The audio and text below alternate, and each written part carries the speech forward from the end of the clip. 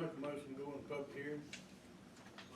Got a second? Motion second, go into public hearing, all in favor?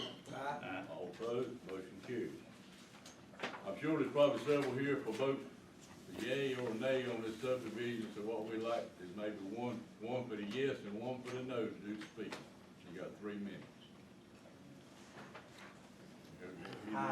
I assure you, I won't take 3 minutes, Mr. Chairman. Danny Studstill for Cole Livingston. I don't want to say this horse has been beat to death, but this is either the 4th or 5th time that it's become before a board. Mr.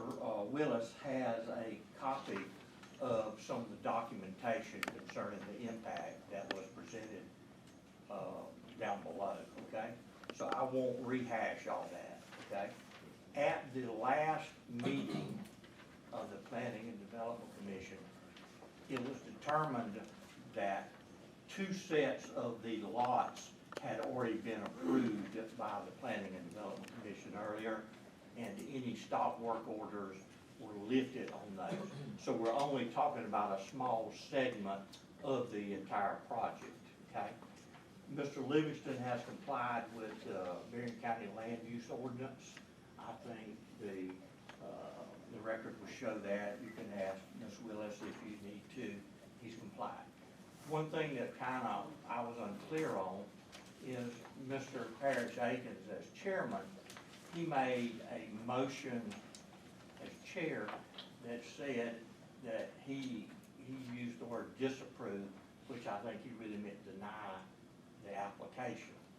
And his reasoning was that he did not feel like that the county wanted any more subdivision or development, and was recommended that perhaps this body take a look at the land use ordinance. So that was the basis of his motion.